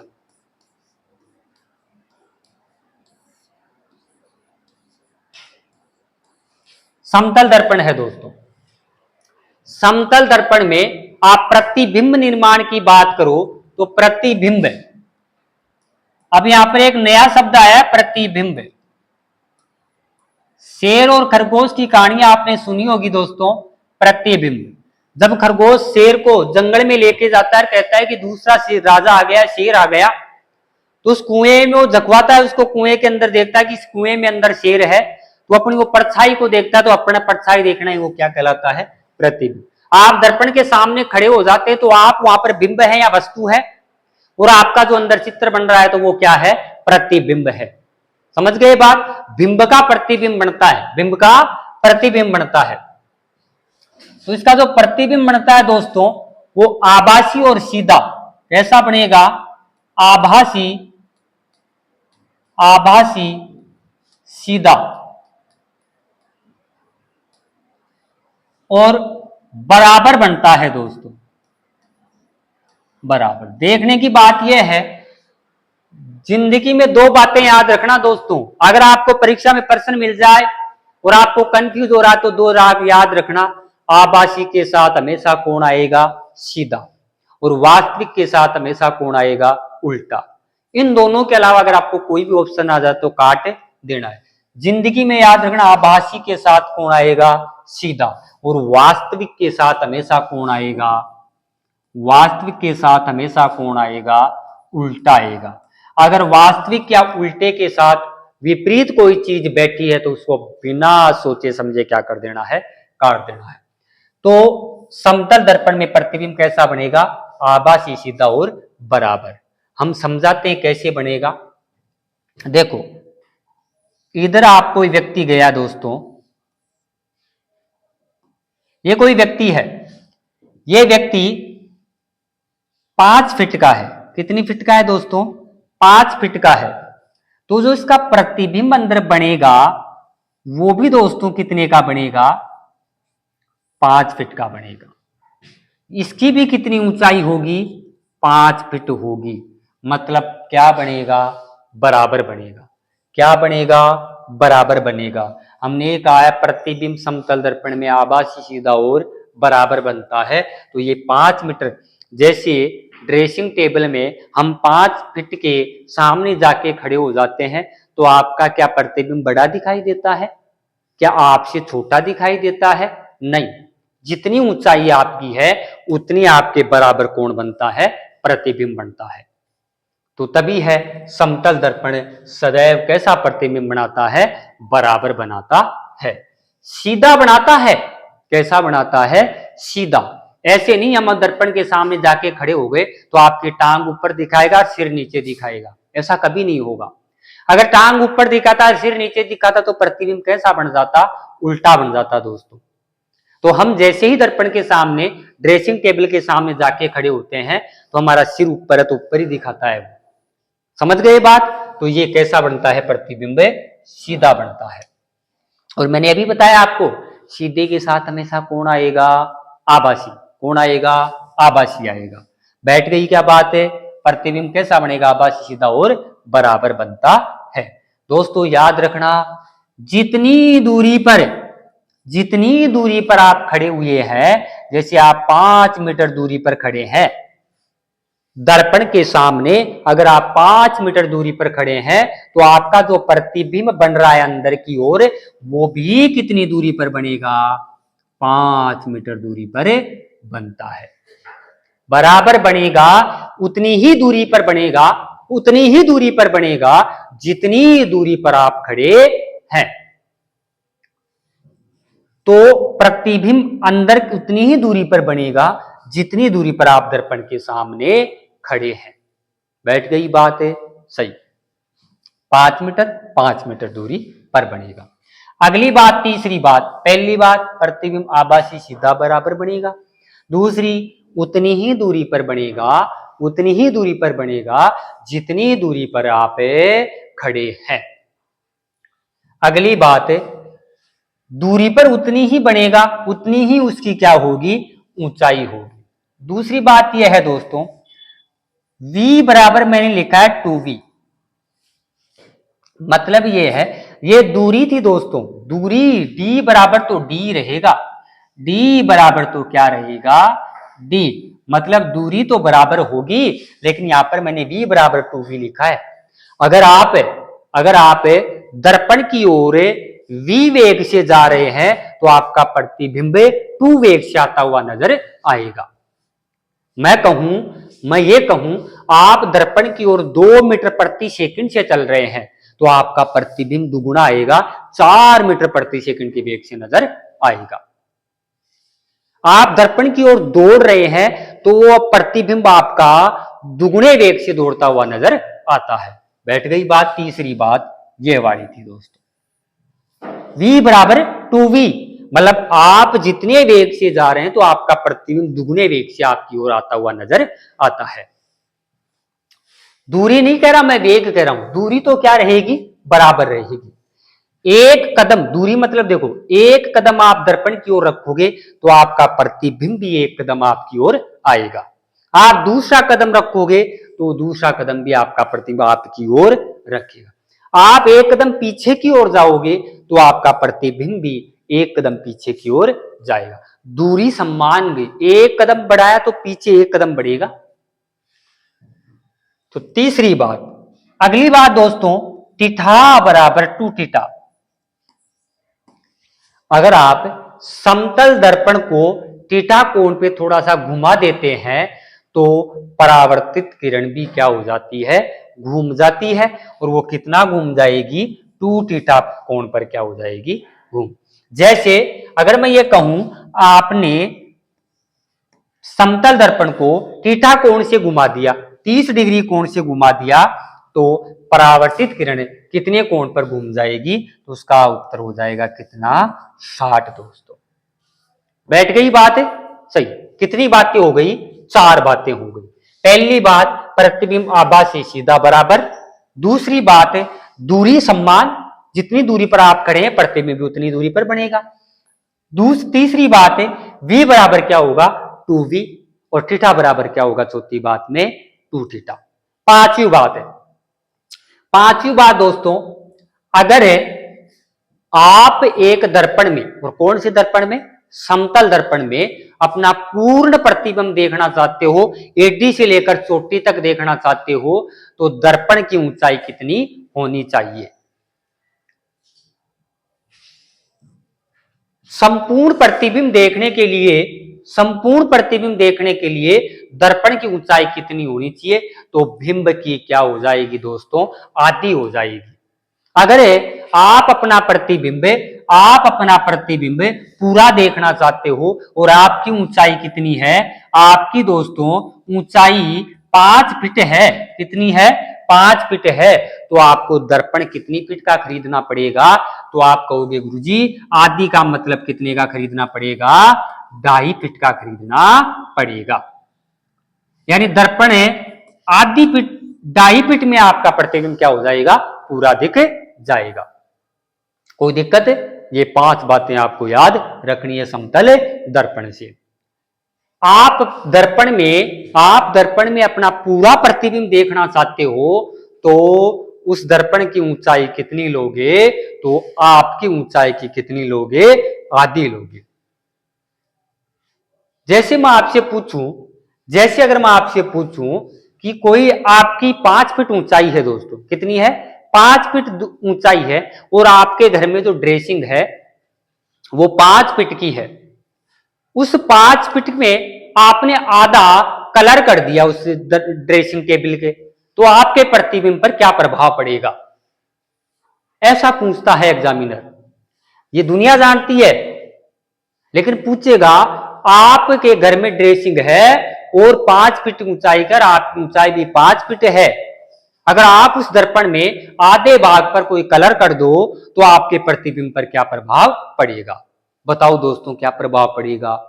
तो आप कहोगे गुरुजी बिल्कुल कोई प्रभाव नहीं पड़ेगा।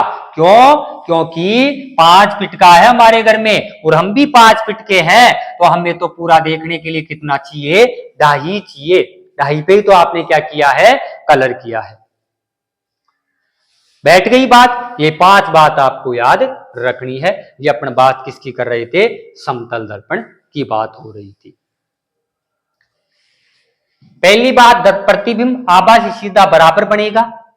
जितनी दूरी पर वस्तु रखी है उतनी ही दूरी पर अंदर आपको प्रतिबिंब बनता हुआ क्या होगा, दिखाई देगा, उतनी ही ऊंचाई का दिखाई देगा वस्तु के बराबर।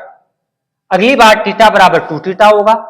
यानी दर्पण को थोड़ा सा, इस जैसे ये दर्पण है, इसको मैं थोड़ा सा कोण से घुमा दूं, घुमाने का मतलब वक्राकार नहीं घुमा सकते इसको आप थोड़ा सा यूं टेढ़ा ले जाओगे, ऐसे ले जाओगे, 30 डिग्री घुमा दिया, तो परावर्तित किरण कितना घूम जाती है, 2 थीटा घूम जाती है। दर्पण के साथ आप दौड़ लगा रहे हैं दर्पण के सामने, तो आपका प्रतिबिंब भी 2 वेग से आपको नजर आता हुआ दिखाई देगा। बताओ कोई दिक्कत है, नहीं दिक्कत। और हमने कहा आभासी के साथ कोण आएगा सीधा, और वास्तविक के साथ हमेशा कोण आएगा उल्टा आएगा। तो ये था आपका कोण समतल दर्पण था दोस्तों। कौन था, समतल दर्पण।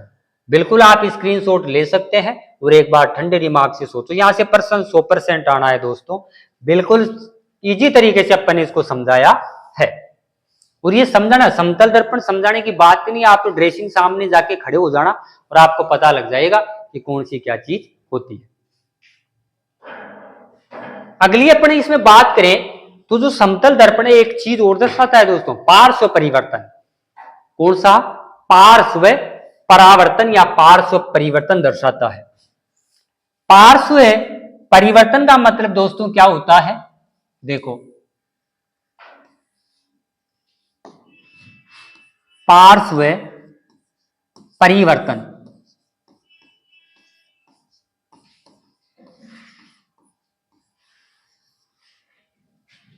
जब कभी अपन ने देखा होगा, हम ड्रेसिंग टेबल के सामने जाके खड़े हो जाते हैं, समतल दर्पण के सामने जाके खड़े हो जाते हैं, हम दाएं कान को पकड़ते हैं तो वहां पर सीधे कान को ऐसे अपन ने पकड़ा तो आपको लगता है कि ये वाला कान पकड़ा जा रहा है, वहां पर आप बायां हाथ खड़ा करते तो आपको दर्पण में दिखाता है दायां हाथ लग रहा है।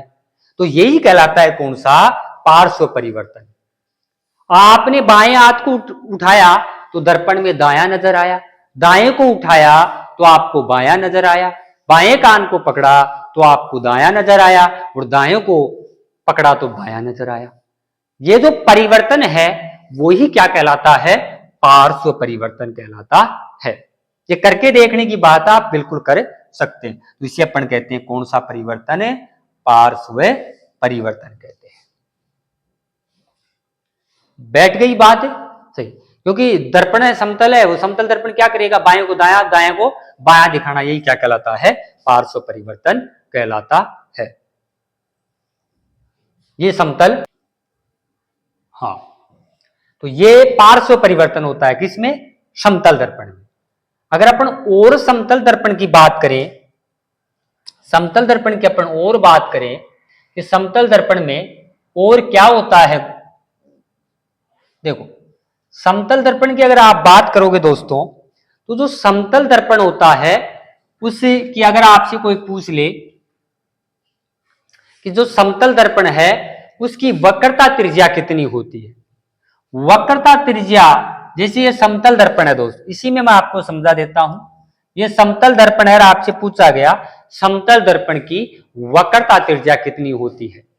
वक्रता त्रिज्या समतल दर्पण की अगर अपन बात करें तो वो होती है वक्रता त्रिज्या कितनी होगी, वक्रता त्रिज्या।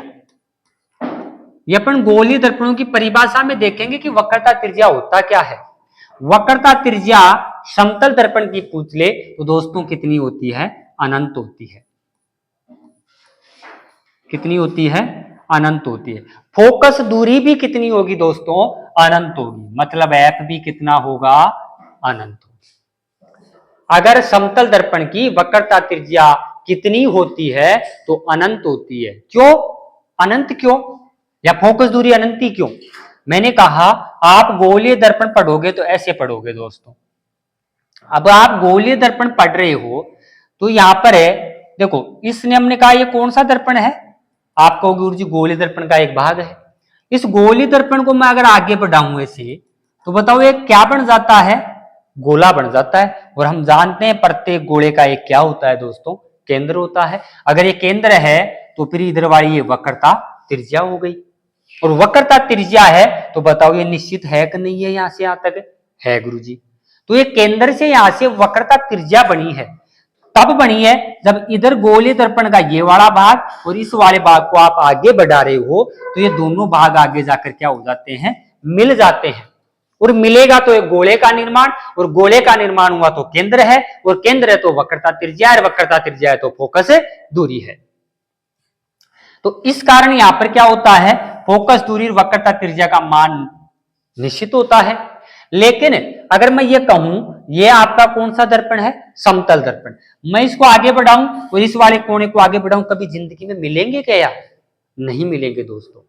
और ये नहीं मिलेंगे तभी तो हमने कहा इसका जो वक्रता त्रिज्या होती है वो क्या होती है, अनंत होती है। अगर ये दोनों किनारे या दोनों छोर मिल जाते तो उसकी क्या हो जाती है, वक्रता त्रिज्या फोकस दूरी निश्चित हो जाती। तो ये मिलते ही नहीं है तो वक्रता त्रिज्या बनाते ही नहीं है, और बनाते नहीं है तो मतलब कितना है, अनंत है। बैठ गई बात। तो वक्रता त्रिज्या फोकस इसके समतल दर्पण की वक्रता त्रिज्या कितनी होती है, अनंत होती है। अगली अपन अगर बात करें, हाँ अगली अपन ये बात करें कि तो होता है आवर्धनता। किसकी बात बता रहा हूं मैं दोस्तों, आवर्धनता।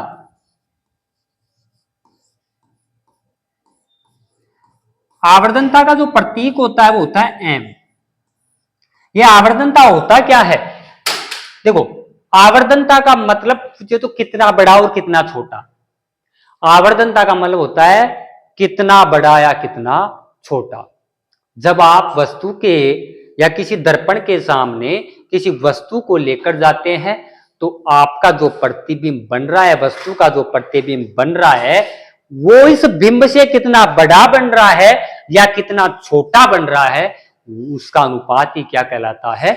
आवर्धनता कहलाती है। बैठ गई बात, आवर्धनता किसे कहते हैं? प्रतिबिंब कितना बड़ा या कितना छोटा, यही क्या कहलाता है? आवर्धनता कहलाता है। अब मैं आपसे पूछूं कि आप समतल दर्पण पढ़ रहे हैं और समतल दर्पण की आवर्धनता कितनी होती है, तो मैंने आपको बता दी। पहले ये बता दी कि हम समतल दर्पण के सामने जाते हैं, हम समतल दर्पण के सामने जाते हैं तो हमारा प्रतिबिंब कैसा बनता है?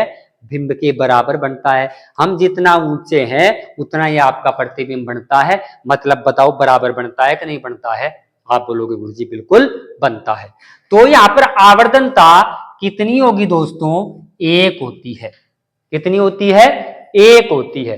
एक मतलब है अगर आवर्धनता का मान एक बराबर एक आ रहा है, आवर्धनता का मान कितना आ गया? एक बराबर एक आ गया, तो ये एक है, ये एक है, तो बताओ प्रतिबिंब कैसा बनेगा? बराबर बनेगा। तो आवर्धनता कितनी होती है इसकी? एक होती है। समतल दर्पण की आवर्धनता कितनी होती है? एक होती है। क्यों? क्योंकि समतल दर्पण हमेशा ही प्रतिबिंब कैसा बनाता है? वस्तु के बराबर बनाता है। यह समतल दर्पण की अगली बात थी, जो कौन सी थी? आवर्धनता थी। अगर मैं ये कहूं दोस्तों, समतल दर्पण के थोड़े लास्ट में अपन पढ़ लेते हैं उपयोग। किसके उपयोग? समतल दर्पण के उपयोग। पहला उपयोग अपन बात करें तो पहला मैंने बताया कहां पर लेते हैं? ड्रेसिंग टेबलों में। ड्रेसिंग टेबलों में समतल दर्पण का उपयोग कहां पर किया जाता है? ड्रेसिंग टेबलों में। दूसरा अगर अपन बात करते हैं कि पहला उपयोग ड्रेसिंग टेबलों में हम करते हैं, घरों में सबके पास क्या होते हैं आजकल? ड्रेसिंग टेबल होते हैं। उसमें कौन सा दर्पण लगा होता है? समतल दर्पण लगा होता है। अगला अपन उपयोग कर देखते हैं तो उसको लेते हैं वैज्ञानिक उपकरणों में। वैज्ञानिक उपकरणों में या संसाधनों में लेते हैं। अगला अपन उपयोग करें समतल दर्पण का, तो एक आपके होता है कैलिडोस्कोप। कैलिडोस्कोप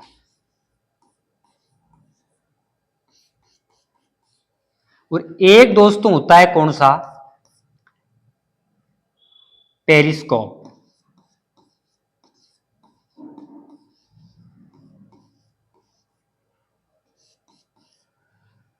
कैलिडोस्कोप क्या होता है? देखो, कैलिडोस्कोप इसको कहते हैं बहुरूपदर्शी।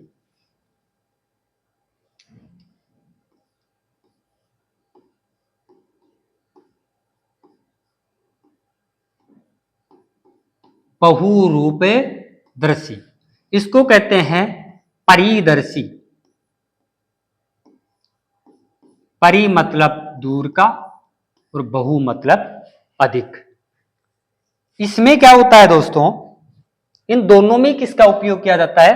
समतल दर्पण का। अब कैलिडोस्कोप बहुरूपदर्शी, ज्यादा शब्द कम शब्द कम शब्द। परिदर्शी पेरिस्कोप, कैलिडोस्कोप बहुरूपदर्शी। इसमें क्या किया जाता है? तीन समतल दर्पण। कितने दर्पण? तीन, और वो भी कौन से? समतल। तीन समतल दर्पण 60 डिग्री के कोण पे होते हैं। 60 डिग्री के कोण पर। तो किसका निर्माण होगा? कैलिडोस्कोप का। और पेरिस्कोप यानी परिदर्शी में होते हैं दो दर्पण, और वो भी कौन से दर्पण? वो भी कौन से दर्पण? समतल दर्पण। दो दर्पण 45 डिग्री के कोण पर। 45 डिग्री के कोण पर लगे होते हैं। यहां तक कोई दिक्कत है? ये किसके हैं? उपयोग समतल दर्पण के, ड्रेसिंग टेबलों में होता है, वैज्ञानिक उपकरणों में होता है। कैलेडोस्कोप बहुरूपदर्शी है। 3 दर्पण जब 60 डिग्री के कोण पर लगा दिए जाते हैं तो इसका निर्माण हो जाता है कैलेडोस्कोप का। पेरिस्कोप परिदर्शी यानी दूर की वस्तु देखने के लिए 2 दर्पण 45 डिग्री के कोण पर लगाते हैं। ये बात है। ये किसके थे? समतल दर्पण के क्या थे उपयोग? आप स्क्रीनशॉट ले सकते हैं।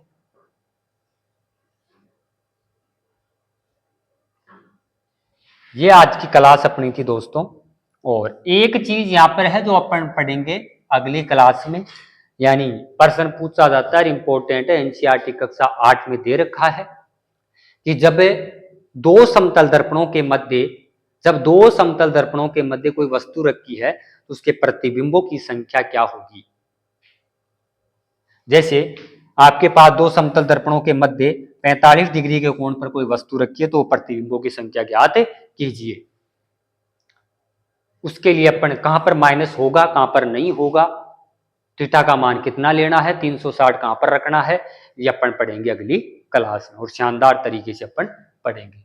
आज की क्लास को अपन यहीं पर विराम देते हैं और आज समझ में आया होगा और धीरे धीरे आप आराम से पढ़ना। ये बहुत पशु परिसर में इंपॉर्टेंट टॉपिक है दोस्तों, प्रकाश का परावर्तन और उसके नियम। अपन कल स्टार्ट करेंगे गोलीय दर्पण और एक छोटी सी चीज इसमें रह गई वो अपन बात बताएंगे। धन्यवाद।